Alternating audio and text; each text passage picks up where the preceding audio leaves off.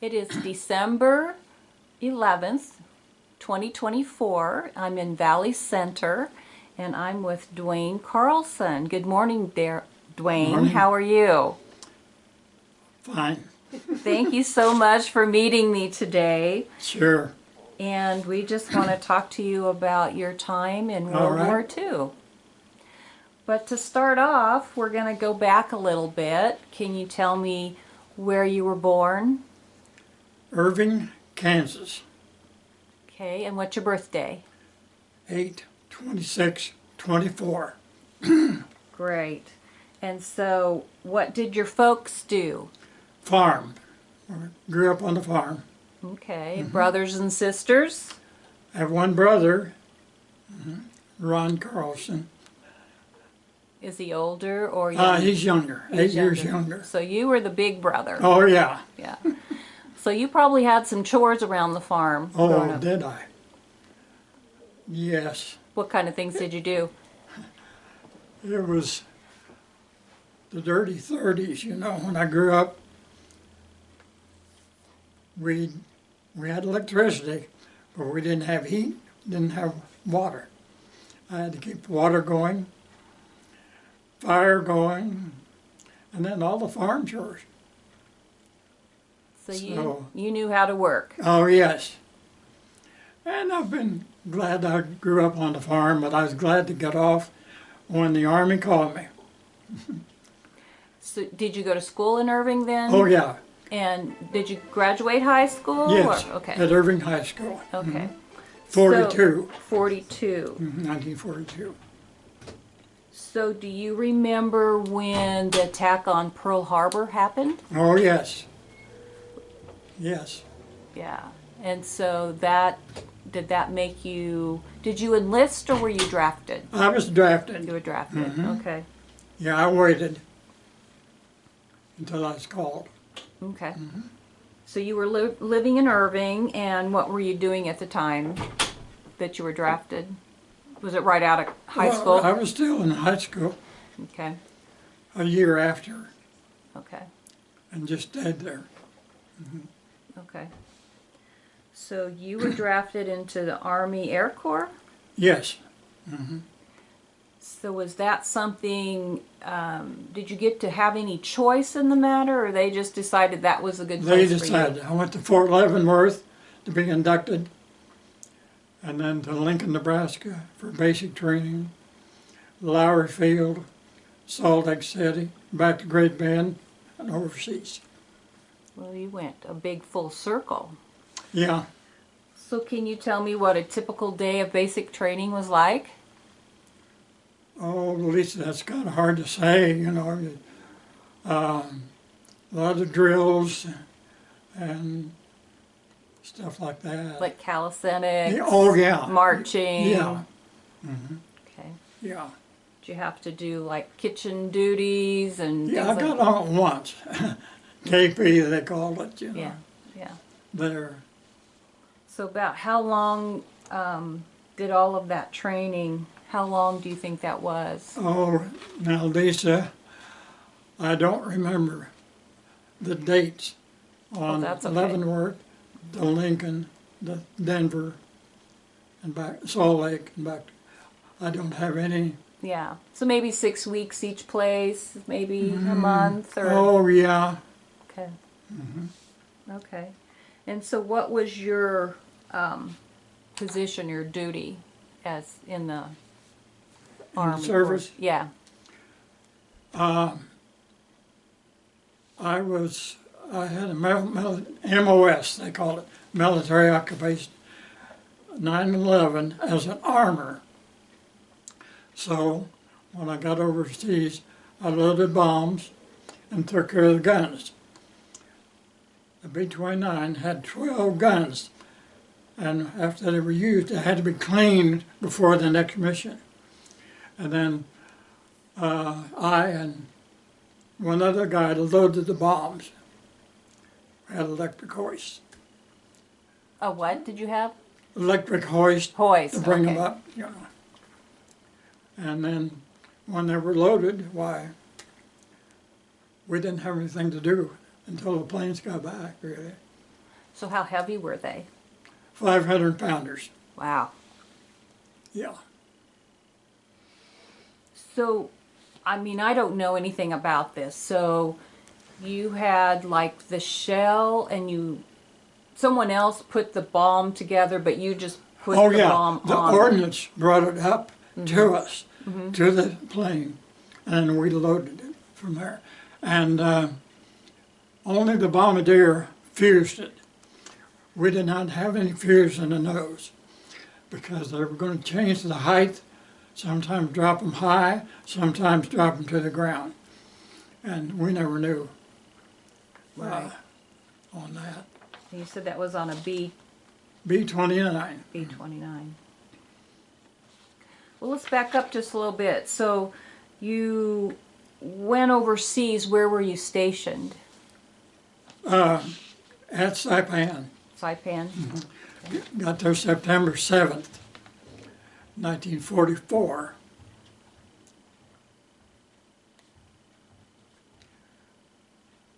And the first plane got there October 12th, and I was proud enough to be the armor on the first plane. Oh, There's only two of us that loaded bombs on that plane, that's with awesome. Jolt and Josie. So you were in Saipan, and these bombers were going out to the different islands or wherever their Oh, mission all was. of them were going to Japan. Japan? Oh, yeah, Okay. yeah. No, we didn't bomb anybody else. Okay. Another Air Force was there in the Pacific. But we were the first. And I was just looking, your unit was the 398th? Yeah, Army group. I got it on my jacket there. Okay, well, we'll get a picture of that for sure. And then I got my Guam. I got sent to Guam then after the war was practically over because they didn't need any bombs if we weren't bombing and the guns were, so they sent me to Guam to go home with the Navy. Oh, so you got to see Guam. How long were you there? Just a few days? About 6 weeks really. We had to wait on the Navy to have an LST as they call it and put all the bunks in there and get all the food to go to Hawaii. Okay. Back there. Really Pearl Harbor. Right. So I'm going back to your job. So the planes would come in, and did you have to take off anything, or because the bombs were all gone and the plane was ready for new ones, so you just, Well, each plane had a hard stand, as they call it, okay, and they were always there. So when they brought the bombs, well, they you were put there. them in the hard stand. Yeah, and then Yeah. we would load them. So you- Jack Roth and I from Castle something, Pittsburgh, loaded them. I got so I could do it myself Oh yeah, with electric hoist, just yeah. Did you ever have any trouble with that or getting them No. loaded? no. How many bombs was on a B-29? 20 in each bay. Had 5 racks and 4 times, so 20 in each bay. But early, we only used the front bay. They had to put a gas tank in the back bay because they didn't know for sure how much fuel it was going to take to get us up to Saipan, Tokyo and back. And see, we only bombed military targets. We did not bomb civilians because if you're going to go that far, you was going to hit air bases, ship docks, and we knew where they were when they got there. So I talked to veterans who come in there later. They couldn't believe what Tokyo looks fine. Well, yeah, we didn't bomb it. We didn't bomb civilians. We bombed military. Now it's hard to hard to believe, you know, that we didn't just try to level Tokyo. No, we didn't. Well, that I'm glad that's Yeah. what we did. So you were there in September, and so you were in Saipan until the end of the war in May. Well, May of 45 or August of 45. yeah, August of 45. And then when I the went- end was- Yeah. went on to Guam, and then when I come back, well, I got discharged at Fort Logan, Colorado. Do you remember when they announced that the war was over? When we dropped the atomic bomb, we knew That was going to it be was it. over there, and really. Now, we had a few missions after that, but not many. There wasn't any use going back up there. Yeah. Yeah. Well, so this guy you loaded bombs with, were you guys buddies then? Oh, yes. Yeah. Castle Shannon, Pennsylvania. Yeah. Jack Roth. And did you and Jack stay in contact with each other after the war? Not after the war, no. Lisa, when I went into Leavenworth, there was a Frank Carlson from Overland Park, 3 years older than me. We went to basic together, went all through the war together, never separated. When we got discharged at Fort Logan, 2 days before Christmas,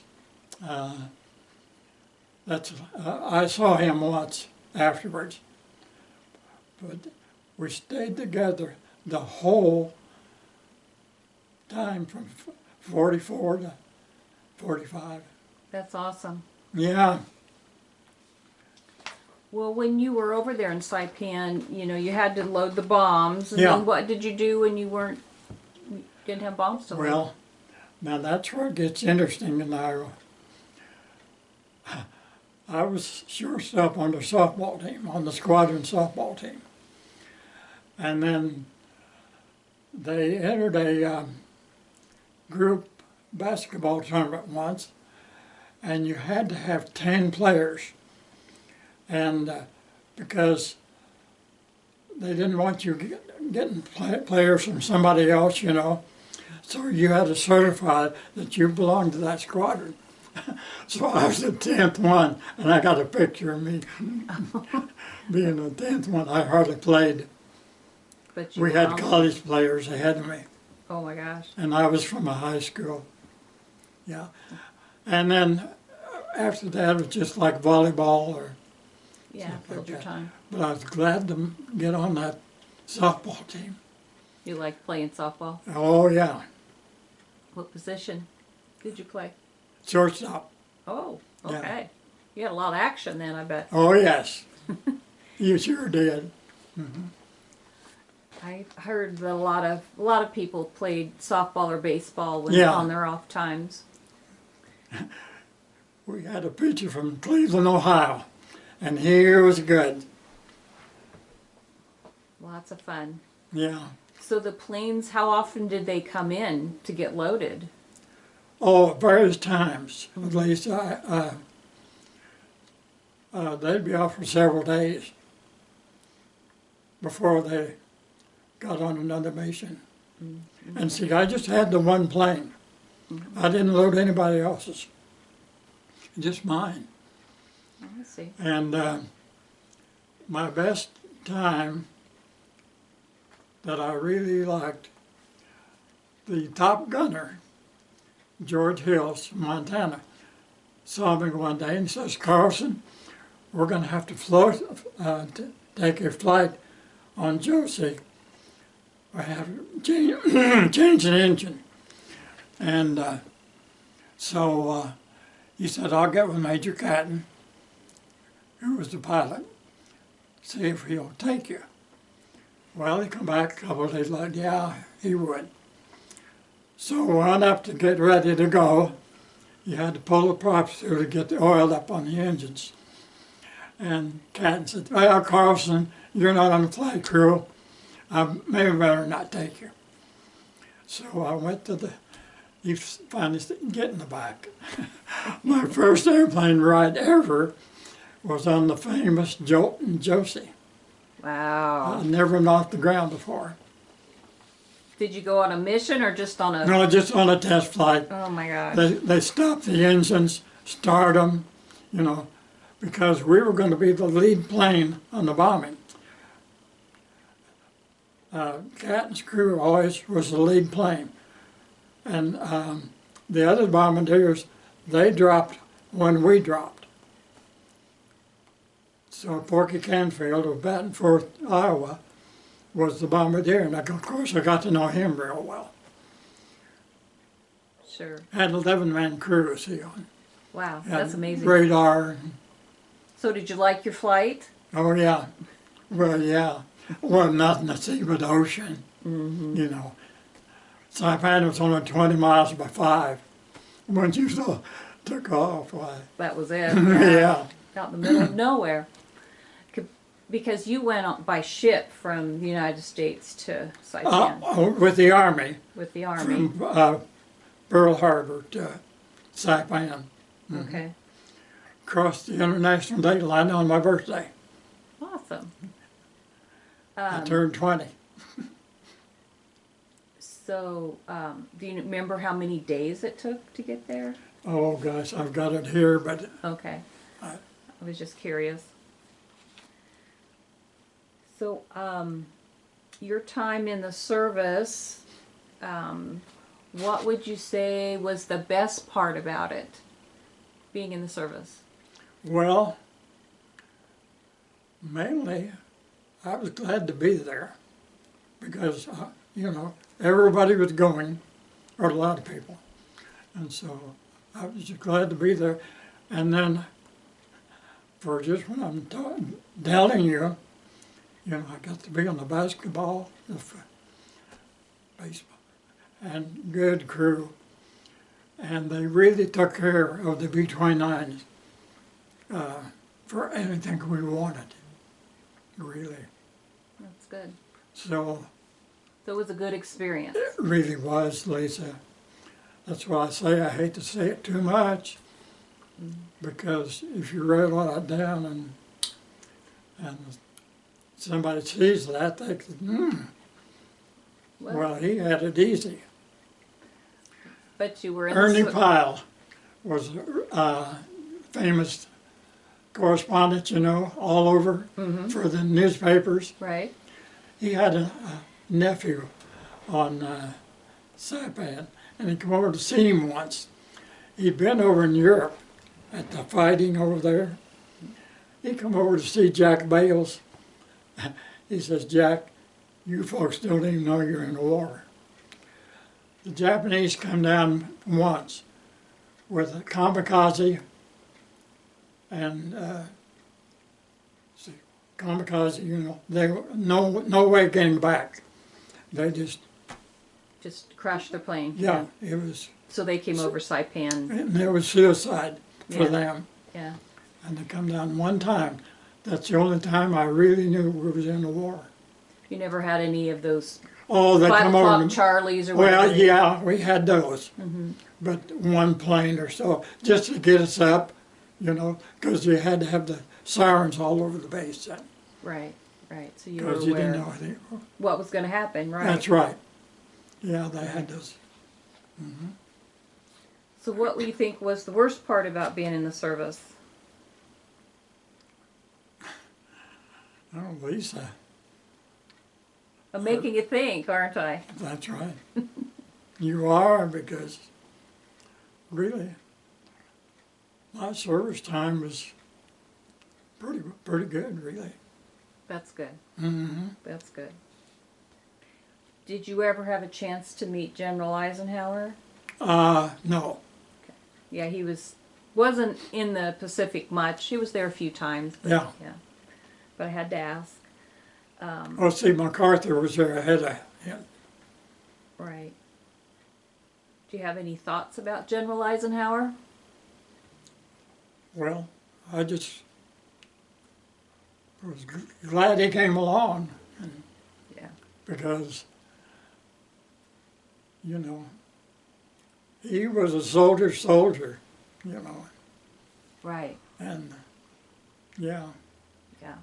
But see, he was over in England, and MacArthur was in the Pacific mostly. Right. So the war was over. You went to Guam for a while, and Yeah. then you got to come back. Did you go through Hawaii, coming back Yeah, to the States? and I was there about 2 weeks or so before they got a ship to take us over to Wilmington, Okay. California. Okay. And I went to March Field, and they took everything away, you know, we had. And then we got on a train to go to Fort Logan, and got out 2 days before Christmas. And my friend Frank Carlson went out to the gate. There's no way you could get a bus or train or anything. He ran on to somebody who wanted somebody to pay for his trip to Kansas City. So 4 of us paid $60, and I got home 2 days before Christmas then. Wow. That was exciting for Oh, you and your yeah. family. 2 days, Very good. because I only missed one Christmas on Saipan. That was you were lucky about that. I know it. So you came back to Irving? Yeah, at that time. Okay. So then you got back. What did you do after you got out of the service? I started the College of Emporia. Did you use the GI Bill? Yes. Okay.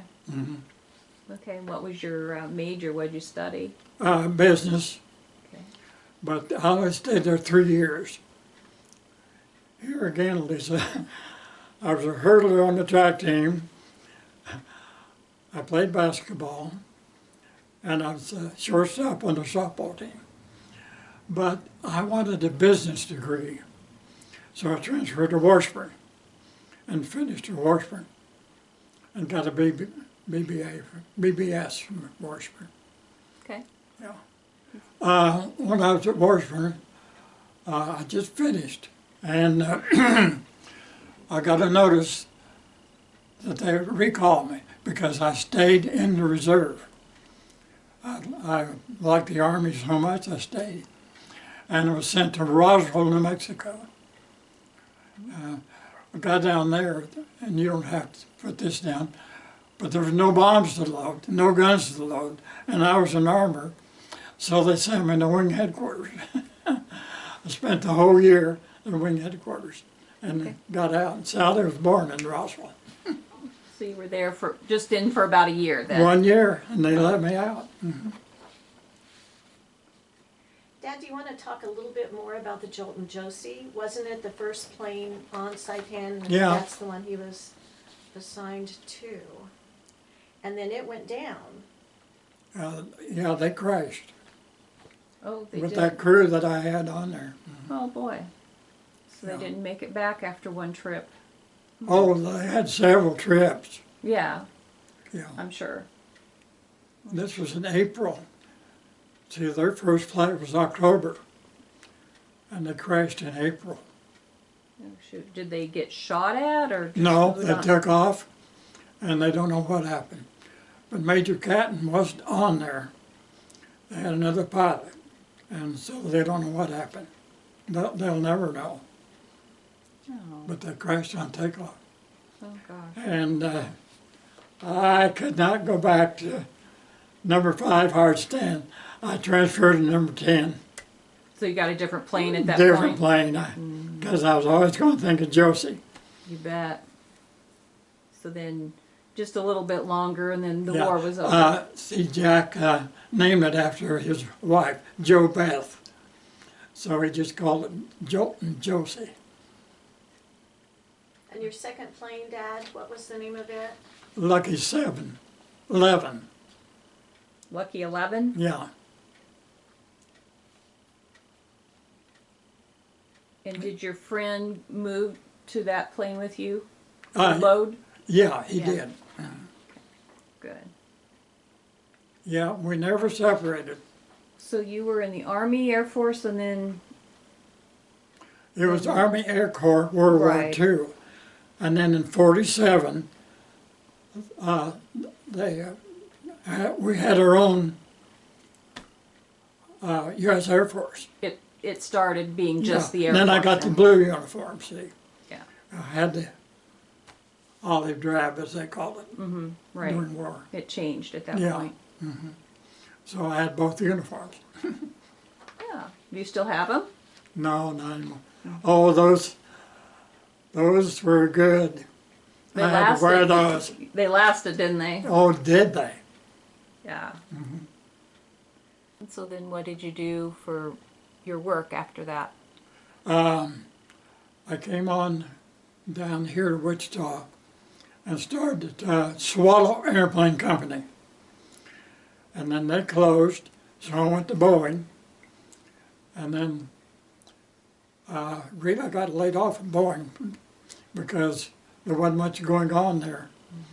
And I went to Love Box Company, stayed 27 years at Love Box. And left there in '89 when I was 65 and been here ever since. Awesome. So I take it you got married and had a family along the way? At Washburn I got married. Okay. Yeah, And kids? yeah. Sally and Randy. Awesome. Yeah, That's great. Randy's in Tulsa. Well, that's not too far. Do you recall that most men, boys wanted to go to the service? Or Back in my day they did because everybody was going. And here 2 or 3 years ago I talked to Ernie Olson of Clay Center. He was a ball gunner in the Mighty 8th in England. And he said, I never worried about deferments as long as they were farm deferments, because we had to have food. He says, and can you imagine what it took to get food all over the world? And Ernie says, I was glad we had food. He said he knew a couple of people who took over for their dads and deferment and never went. But he said, that didn't bother me. I wanted food. yeah, it was important. It was Yeah, important. right. What I get from that time, and my dad was, he was drafted. Yeah, What I get from that time is it didn't matter if you were in the service or if you were back home, everybody was working towards winning yes. the war. oh yes. Because there were rations and all of those Right. things going on.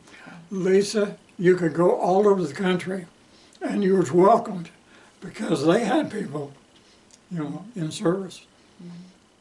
Everybody did almost. Yeah. So, yeah. Well, Duane, thank you so much for talking to me All right. today. I appreciate it, and thank you for your service. Thank you very much. I appreciate that.